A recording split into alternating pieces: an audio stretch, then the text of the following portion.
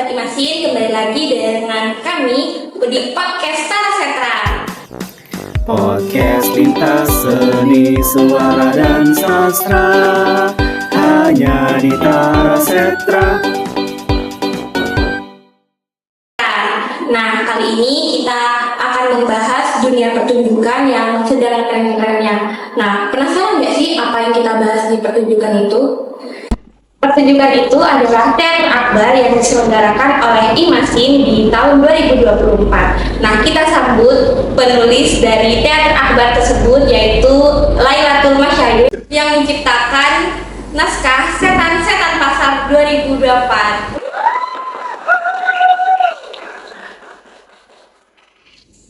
Oke, dengan Lailatul Masyayikh sebagai penulis naskah di teater akbar yaitu Setan-Setan Pasar, kita bisa perkenalan dulu. Halo semuanya, perkenalkan aku Lailatul Masyayikh Fauzia, panggil aja Ai, mungkin nanti biar lebih akrab panggilnya Ai aja ya. Aku dari Sastra Indonesia angkatan 2022.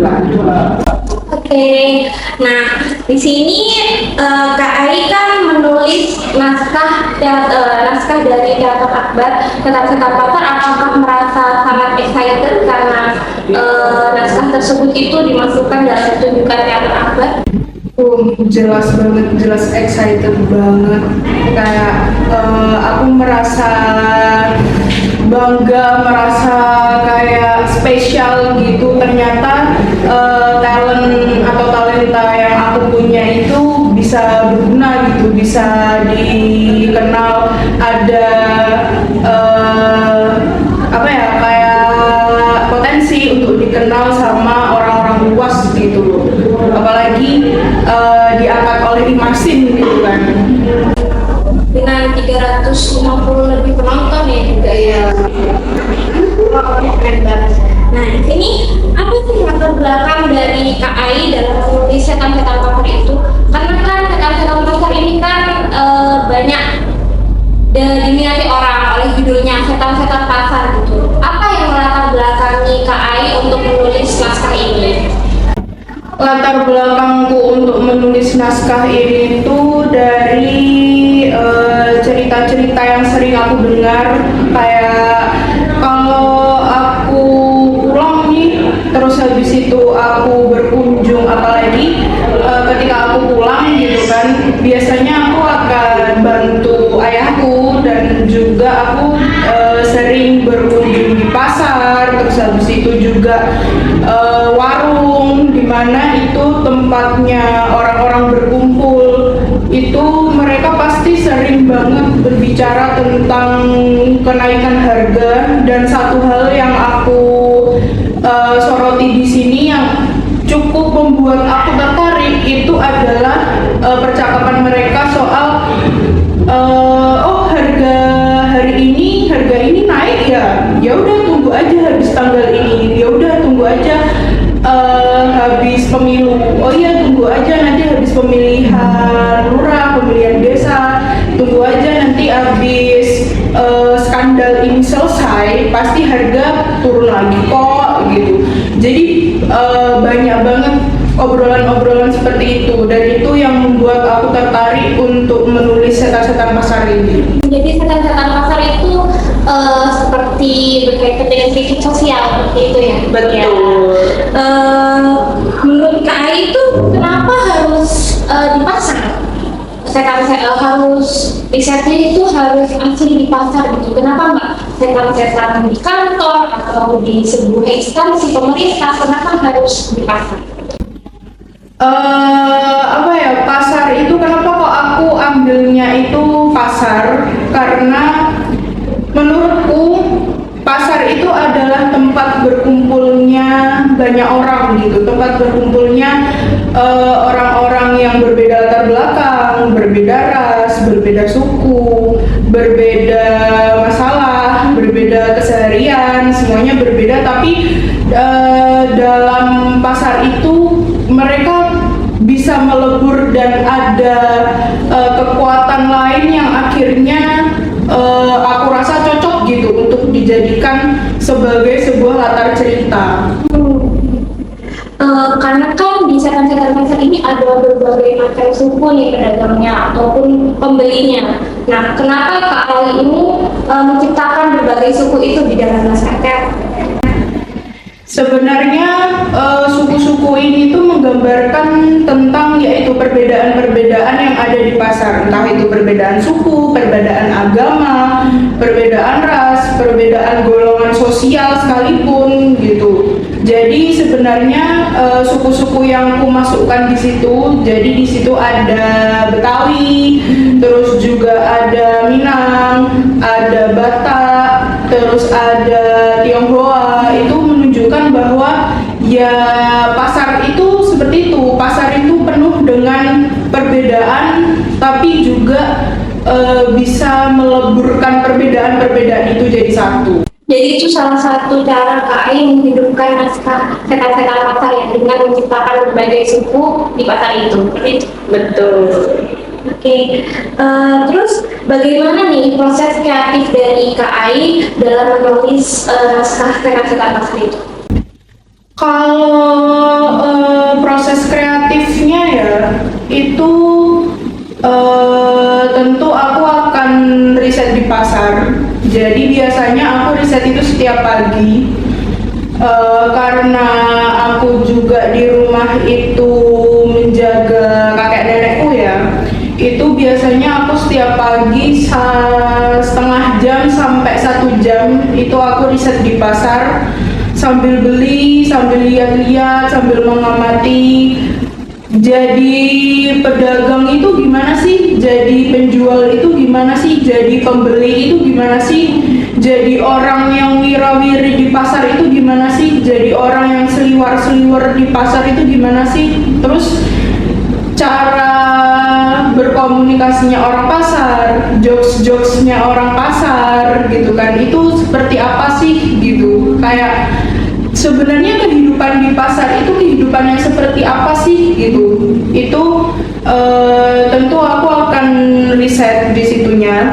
Terus juga jelas aku juga membaca beberapa karya-karya sastra yang lain untuk menunjangnya, yang itu juga berkaitan dengan isu sosial, berkaitan dengan apa yang ingin aku angkat gitu.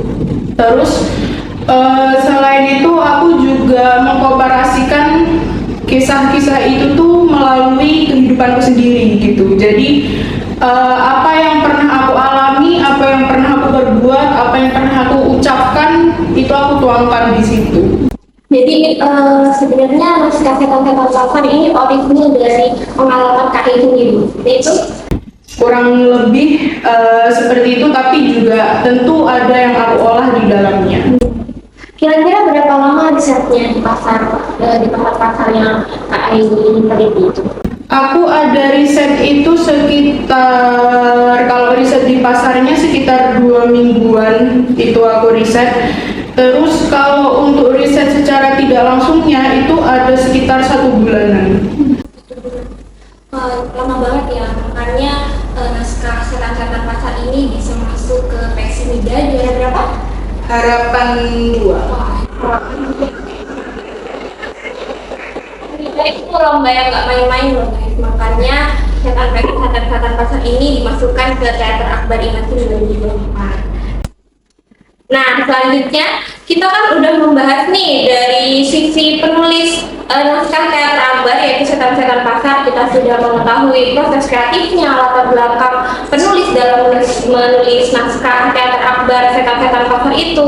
Nah, kita akan selanjutnya kita akan memanggil sebuah sutradara yang membuat adegan dan vokal itu menjadi lebih baik untuk teater ini. Kita sambut sutradara kita yaitu Mas Krisnandita. Oke, boleh masuk.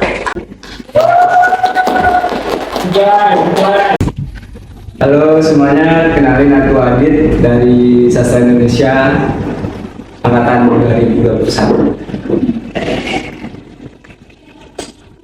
sebagai sutradara. Apa latar belakang Mas Adit ini dalam memilih naskah setan-setan pasar yang ditulis oleh Kak Ali? Oh baik,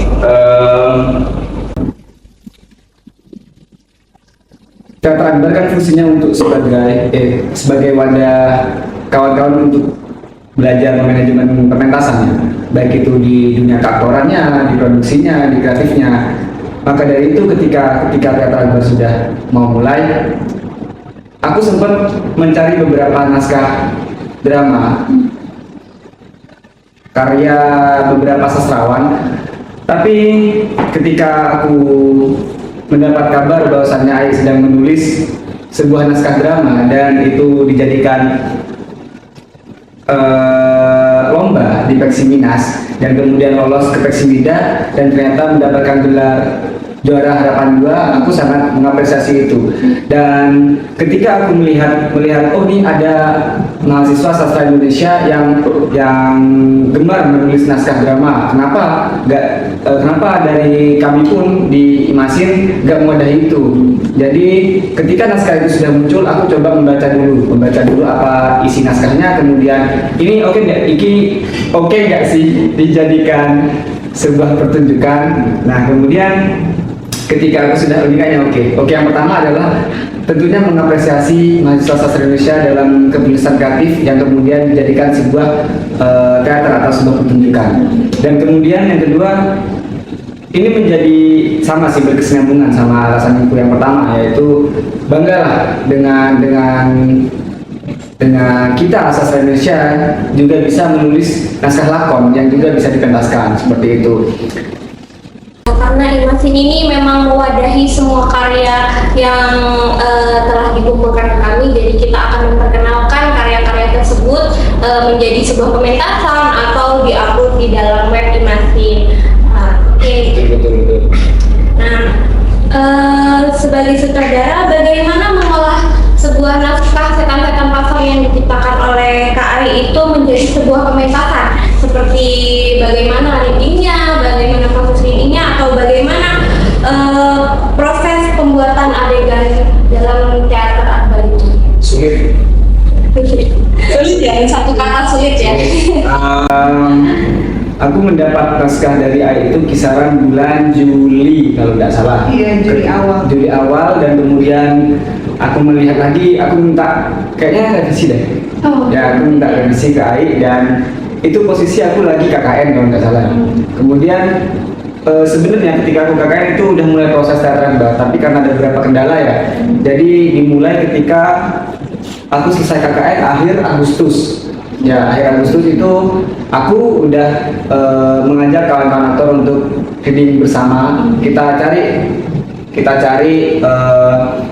si A ini cocok nggak sih memerankan si ini, si B cocok nggak sih memerankan si ini gitu. Dan salah satunya host kita memerankan sebagai Bu Lurah di teater akbar IMASIN. Apa ya, ketika aku sudah mulai mencoba reading bersama kawan-kawan aktor dan sudah saklek dengan apa yang mereka perankan, sebenarnya belum cukup itu, tapi ketika kita sudah reading, aku memberi PR kepada kawan-kawan aktor, coba dikembangin lagi, kamu lebih cocok di aktor yang mana, maksudnya di tokoh yang mana, seperti itu. Dan kemudian setelah mereka, oke mas, aku kayaknya cocok di sini, dan ketika aku punya argumen juga terkait, enggak deh, kayaknya kamu nggak cocok memerankan itu, kamu lebih cocok memerankan ini, ya udah, jadi seperti itu. Bagaimana pengolahan vokal dalam sebuah aktor itu? Karena kan kita pentasnya di panggung terbuka nih. Nah, bagaimana pengolahan vokal dari para aktor yang disutradari oleh Mas ini? Sedikit cerita ya, ketika kami waktu itu berproses di teater akbar, kami sangat susah untuk mencari tempat pentas. Secara kan ketika kita mengadakan pentas atau mengadakan sebuah pertunjukan, mesti larinya ke gedung PKM. Dan tahun ini ternyata gedung PKM itu direnov. Dan akhirnya ya lulus lah ya, kemudian bingung nyari sana sini, ternyata nggak oke. Dan akhirnya ketika aku sutradara dan kemudian SM dan pimpinan produksi berdiskusi di situ, kayaknya tertarik deh untuk pentas di panggung terbuka di FIB. Panggung itu sempat dipakai oleh mas-mas IMASIN waktu itu. dan bukan setelah sih, lebih ke COVID kalau tidak salah ya. COVID sudah tidak berfungsi dan sampai saat ini, dan memang banyak sekali PR-nya ya, baik itu dari teman-teman kreatif, produksi, masih membersihkan tempat kan, karena di situ sudah banyak sekali rumputan liar dan kayu-kayu tidak dipakai. Kemudian ketika kita berbicara mengolah vokal ya, mengolah vokal, sebelum panggung terbuka itu dibersihkan, sebelum kita bersihin bareng-bareng, aku mengajak 8 aktorku untuk latihan vokal di sana, dan ternyata sangat susah sekali untuk mendengar vokal dari teman-teman aktor di situ. Ya, aku awalnya sudah tidak percaya diri. Ini bisa nggak ya kita pentas di sini? Secara para aktorku, nggak bisa banget vokalnya kataku ya. Ketika aktor di panggung dan aku di paling belakang, di depannya aku adalah penonton yang telat, begitu ya. Aku selalu menganalogikan aku adalah penonton yang telat. Itu benar-benar susah dan tidak terdengar sama sekali apa yang mereka ucapkan. Tapi seiring berjalannya waktu, dengan latihan vokal A, I, W, O, kemudian alfabet A, B, C, D, E, F, G, kemudian kita coba dialog dan menggunakan metode suara perut, sampai ada beberapa cara atau beberapa metode supaya para aktor bisa mengucapkan menggunakan vokal perut, dari tiduran, dari sedikit kayang, kemudian berdiri, dan alhasil ketika sudah menuju pementasan, vokal mereka bisa keluar. Apalagi kan dempetan banget sama Jalan Jawa ya, yang bising banget. Bikin jalanan itu. Karena panggung terbuka juga bersebelahan dengan jalan raya. Ya. Oke, kalau sudah Pasarnya kan di situ. iya. Ya. Pasarnya di situ. Sebenarnya berkesinambungan banget itu. Panggung terbuka dengan naskah ini tuh sangat relevan banget. Kalau pengolahan vokal sudah, bagaimana pengolahan untuk adegannya? Ketika aku tuh ketika sudah menggarap sebuah adegan, aku nggak mau para aktorku itu masih memegang naskah. Jadi ketika para aktorku masih memegang naskah, ya udah peradeganan dipending seperti itu. Berbicara peradeganan susah gampang, tapi susahnya nih banyak sebenarnya. Apalagi adegan 3, 6, 9, pokoknya lipatan 3 itu aku benci. Soalnya ketika kita memimesiskan atau mengimitasi atau meniru sebuah pasar ya, yang kita tahu bahwasanya adegan jual beli itu berhadapan. Tapi ketika kita tuang ke sebuah peradeganan, kan nggak mungkin aku membuat mereka berhadapan dan memblocking para penonton ya. Apalagi vokalnya kan jadi perbedaan. Ya itu sebenarnya di situ sebenarnya. Tapi ya aku membuat beberapa adegan seperti bulurah yang masuk dan kemudian tidak menghadap pasar karena kesannya ya wes, aku cuma mau belanja, aku nggak mau melihat orang-orang itu, karena kamu kan sebagai bulurah itu ya letter gitu kan, kemudian itu orang kaya kan, gigi kayak gini kan, kayak gitu. Kemudian adegan 6 itu, adegan pindah itu juga susah menurutku, karena kembali lagi ke awal, adegannya itu susah kalau dijadikan berhadapan. Kalau adegan telur? Adegan telur tuh wow sekali, tapi ketika hari H susah ya. Iya. Ketika hari H susah, karena itu masih latihan ya. Apakah ada metode yang khusus untuk penggarapan adegan yang bagus ini di terbuka? Ayolah. Aku cuma berpatok ke mimesis itu tadi, ke meniru, tapi ada yang aku modifikasi, dan memodifikasi itu tidak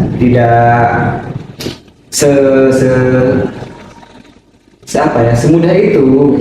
Kita harus memberikan latar belakang kenapa kok adegannya seperti ini, harus punya motivasi lah. Ketika bulurah membelakangi warung, kenapa Tuh. Kalau sudah penggarapan adegan, bagaimana metode untuk pendalaman karakter dari para tokoh ini? Kan berbagai suku nih, sukunya beda-beda. Bagaimana Mas Adit melakukan penggarapan pendalaman karakter ini? Ada meditasi atau Enggak. itu? Aku rasa meditasi itu bukan cara untuk pendalaman karakter ya, itu hanya ketika kita suntuk dan malas berlatih ya kita coba untuk meditasi seperti itu. Dan untuk pendalaman karakter sendiri kita step by step aja ya. Yang pertama tentunya kita harus mencari data di naskah, kemudian data di real life, kemudian kita juga ada riset kan waktu itu, aktor kreatif juga ada riset bagaimana kawan-kawan kreatif itu bisa melihat suasana pasar, dan kemudian para aktor bisa melihat orang-orang yang mungkin sejalan sama naskah seperti itu. Dan untuk data-datanya itu kita coba mencari data nol, yaitu data yang tidak ada dalam naskah. Jadi kenapa kok bulurah itu seperti ini, dan kenapa Damar itu seperti ini. Kan ketika kita memerankan sebuah tokoh atau sebuah peran itu kan bukan hanya meniru kan, tapi harus mencari sedalam-dalamnya. Dan kemudian ketika aku membaca dan melihat video suatu hari kalau nggak salah ya, ketika kita memerankan sebuah peran atau sebuah tokoh, kita harus tahu sedalam-dalamnya tokoh itu, dan kita harus punya alasan konkret. Jadi tokoh itu harus tokoh yang konkret. Dia punya keluarga kah? Dia punya teman kah? Dia punya anak kah? Dan bagaimana keseharian dia harus seperti itu. Dan kemudian back to wisata pasar ya, tokoh-tokohnya. Ketika aku membantu kawan-kawan, apalagi di beda suku ya, beda suku, Chinese, beda negara bahkan ya, itu aku menyuruh kawan-kawan yang Chinese, kemudian Minang itu Padang, kemudian ya Batak, itu aku carilah gimana kamu bisa memerankan Butet, Pak Hasan, dan Pak Harto. Yang aku pernah diceritakan oleh Pak Hasan itu sudah menemukan orang mahasiswa di FISIP yang kebetulan dari Padang, yang sampai dia itu mewawancara gimana ini bacanya gimana, kemudian bagaimana tuh di Padang tuh macam mana atau bagaimana gitu lah, ya sampai gitu-gitulah. Terus kemudian apa ya, kalau Pak Harto ya aku suruh dari perwatakannya, dari fisiologisnya aku suruh melihat bagaimana kupu-kupu di pasar, kan banyak kupu-kupu di pasar. Tapi kalau apa ya, cara berdialognya pernah kasih Hansen, tahu Hansen kan dia? Hanya gitu kan. Terus ya Atom juga pernah aku kasih, ini loh Atom, bisa nggak kamu jadi Atom gitu. Kalau Butet aku suruh riset secara online by film dari filmnya agak lain, kemudian ngeri sedap ya sih, ngeri sedap ya sih yang Batak itu, ya kalau nggak salah itu. Tuh, terus yang lain kan Jawa. Iya, itu banyak. Kalau Damar ada lah. Iya, pasti ada. Nah, setelah kita membahas penggarapan adegan nih, nah bagaimana pendalaman karakter dari para aktor yang telah Mas Adit latih sebagai sutradara? Oke. Minum dulu boleh? Iya. Oke. Ada meditasi atau penjuaan yang sangat mendalam atau kayak gitu? Yang pertama kita reading dulu kan, sudah reading, sudah tahu tokoh apa yang bakal kita perankan, kemudian kita riset.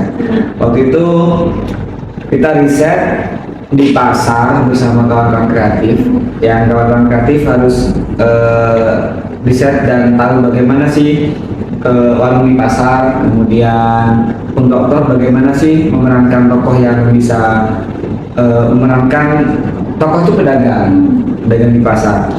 Dan kemudian ketika sudah selesai riset, ada juga yang melalui riset online seperti TED yang melihat tata cara berbicara orang Batak, Karena berbagai suku ya. ya, kemudian Pak Hasan yang waktu itu diceritakan dia kenalan dan bertanya ke mahasiswa fisik yang dari Padang waktu itu. Dia bertanya, ini gimana cara bacanya, kemudian bagaimana itu macam mana atau bagaimana gitu kan. Kemudian Ko Harto, dia itu riset juga di toko, kan banyak kuku-kuku juga kan. Dia riset di pasar, yang dilihat adalah fisiologisnya. Kemudian ketika ada bicaranya dia, aku saranin apa tadi? Kayak Hansen, kemudian Ahtom itu kan juga Chinese ya, tapi dia Melayu tepatnya bahasanya. Ya, kemudian Damar yang Betawi. Itu apa ya? Kalau susah, memang susah. Tapi bagaimana caranya mereka itu tahu bahwasanya tokoh yang mereka perankan, yang kita perankan itu tokoh yang konkret gitu. Jadi bukan hanya oke lah gampang jadi tokoh A, cuma ngomong hanya bla bla bla bla bla, kemudian macam mana kau ini gitu kan. Bukan hanya itu, tapi bagaimana kita paham sama tokoh yang kita mainkan, bagaimana kita harus tahu background tokoh itu, dia punya teman kah, dia punya keluarga kah, dia punya istri kah, dan apa pekerjaannya, ya itu memang harus benar-benar konkret. Kemudian setelah itu kita gencer-gencerin di in karakter, kemudian aku baca di suatu hari kalau nggak salah, yaitu harus benar-benar konkret apa yang kita perankan. Jadi tidak ada meditasi atau sebagainya, itu nggak ada ya? Meditasi adalah salah satu cara dimana ketika kita suntuk, ketika latihan, ya ujung-ujungnya malah meditasi. Nah, selanjutnya teater akbar ini kan pelatihannya bakal cukup lama kan ya, untuk menggarap adegan, menggarap vokal atau mendalami karakter. Kira-kira sutradara melatih berapa lama aktor di naskah Setan-Setan Paksa ini? Kita latihan dari akhir Agustus sampai 9 November, kira-kira 2 bulanan lebih ya. Lama ya? Lama. Nah, karena ini 2 bulan dan cukup lama, apalagi latihannya tiap hari atau? Tiap hari lah. Tiap hari ya? Iyalah. Iya. Itu apakah ada momen-momen yang berkesan bagi sutradara dalam melatih para aktornya? Ada. Ada. Ya. Ya, bisa disebutkan apa momen-momen yang berkesan itu? Oke. Selama 2 bulan kita latihan, tentunya ya banyaklah yang diciptakan di momen-momen ini. Host kita kan juga sebagai aktor waktu itu, dia memerankan Bulurah. Ketika aku latihan, itu aku kasih waktu latihan itu kurang lebih 4 jam ya, dari jam 7 sampai jam 10, lebih dikit jam 11 lah. Itu hal yang lucu itu ketika aku ditelepon sama mamanya dan aku harus memberikan pengertian gitu. Bentuk rasa sayang. Iya, itu rasa sayang. Tapi lucu, dia bilangnya kakak ketua ya. Kakak ketua, Mbak Vita sudah pulang belum? Oh sudah tante gitu. Kemudian ada juga yang ketika fisik nangis, lari 10 kali di depan Ki Hajar, karena kita latihannya di depan Ki Hajar ya, sampai nangis gitu. Terus habis itu ada lagi kita lari itu nggak jauh kok dari depan Ki Hajar sampai rektoran depan tuh. Nah, terus habis itu pas pulang itu tiba-tiba aku challenge, yang terakhir dapat punishment gitu. Terus habis itu ada salah satu anggotku yang tiba-tiba jatuh, dan bukan jatuh sih, lebih tepatnya kayak bisa jalan gitu, langsung jut gitu kan. Terus itu dia seperti terlahir kembali belajar jalan kayak gitu. Itu menurutku momen-momen yang sangat apa ya, terkesan di latihan kemarin. Terus kemudian apa lagi ya? Apa? Oh iya, aku juga pernah ya didiemin, maksudnya dimusuhin lah ya sama aktor-aktorku. Itu sebanyak selama 2-3 harian. 2-3 harian. Waktu itu aku sudah apa ya? Sudah fisik nih, istirahat. Nah, kita latihan di depan ISTJ waktu itu. Dan ketika aku bertanya, kawan-kawan, sudah selesai istirahatnya, aku gak dijawab. Biar mereka diem toh. Aku pikir, ya enak kalau di slide pakai sendal enak ya gitu kan. Kan nggak boleh ya. Terus itu ya aku marah dong. Kalian bisa nggak kalau aku ngomong tuh lihat mataku, gitu ya. Jadi itu mereka langsung dari duduk langsung. Nah gitu kan. Lalu itu ya aku tanya, kenapa kalian seperti ini? Ya aku tahu kalian benci sama aku, nggak apa-apa, silakan benci kayak gitu kan. Terus habis itu ya mereka bilang lah, iya Mas, aku nggak suka kemarin diginiin. Terus habis itu diginiin aku nggak suka gitu. Ya udahlah, alhasil setelah aku tahu permasalahannya, dan itu kan lumayan sulit ya ketika aku dan aktorku itu ada benteng, maksudnya ada slack.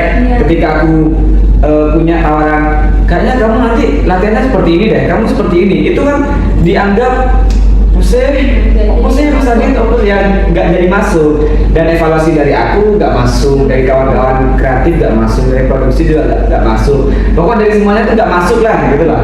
Sampai itu ya sudah, aku mencoba buat bikin forum di situ kan, bikin forum. Gimana nih anaknya nih, apa permasalahannya, bla bla bla. Nah, hasil selesai. Dan ketika latihan aku juga ngasih salah satu cara apa ya, bertukar cerita untuk mempererat chemistry kan ya.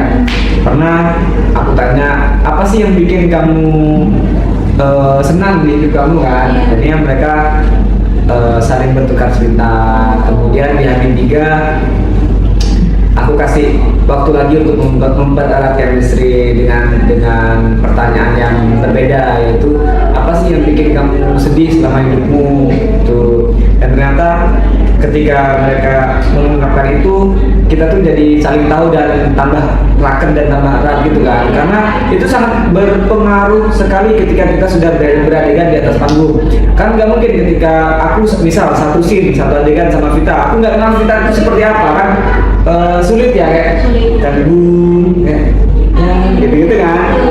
Terus habis itu apa ya, yang aku tangkap ketika kawan-kawan sudah mempererat chemistry itu tadi,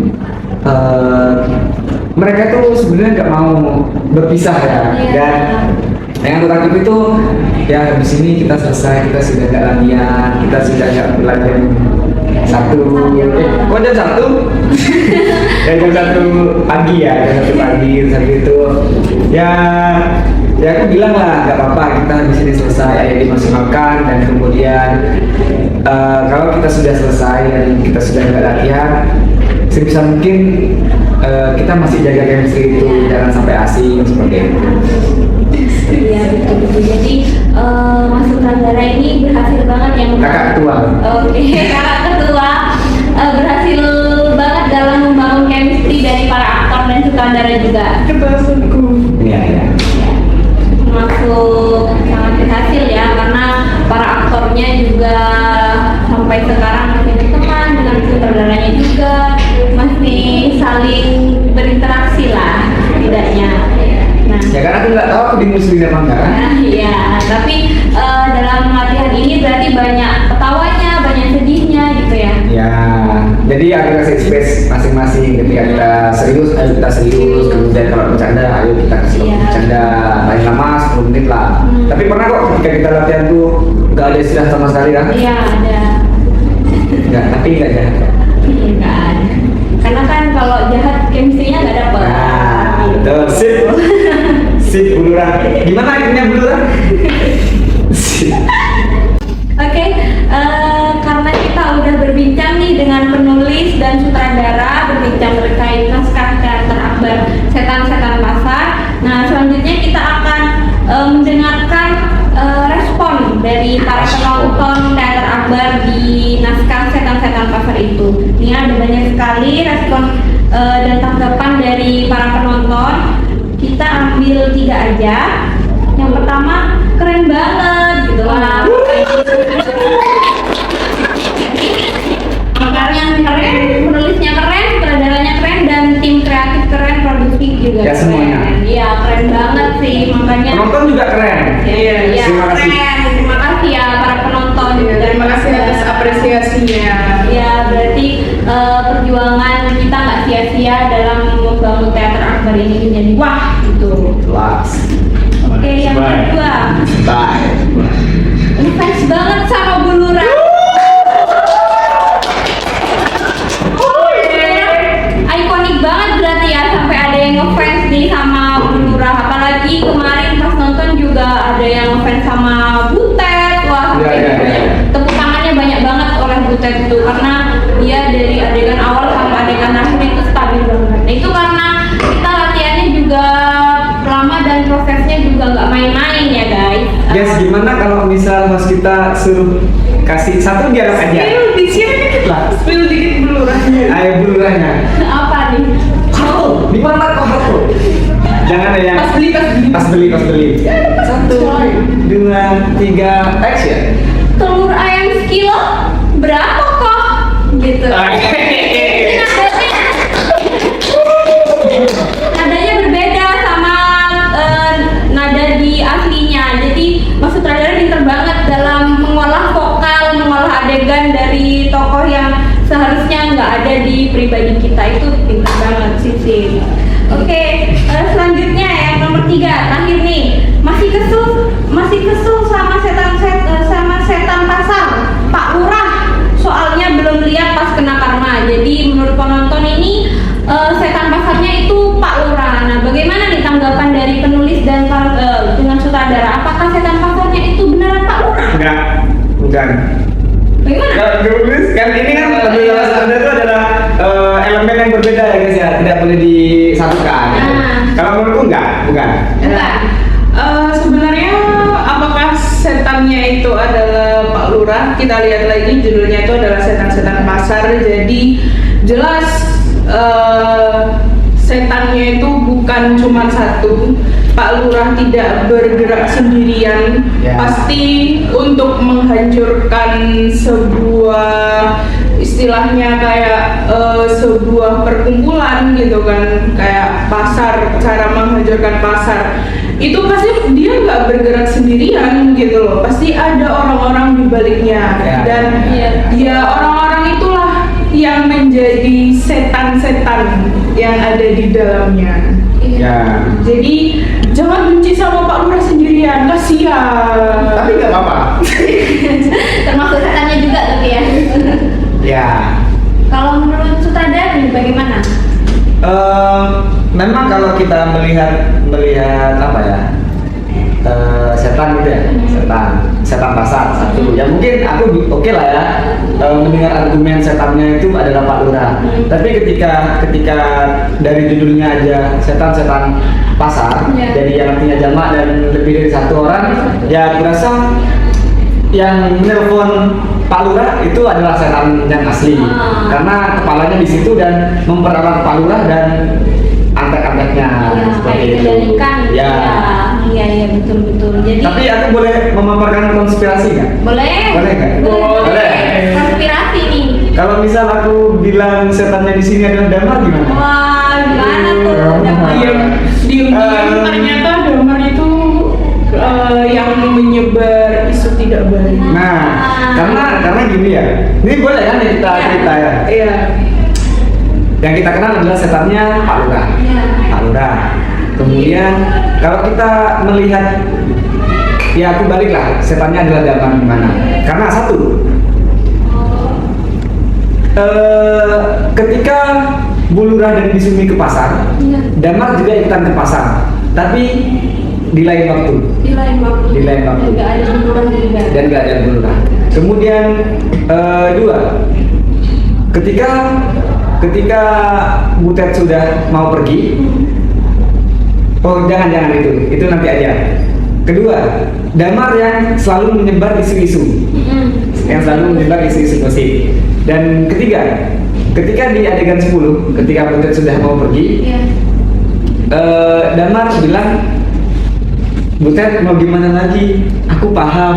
Nah, aku paham. Dan kalau misalnya nelfon Pak Lurah adalah Damar gimana? Yang beli besar.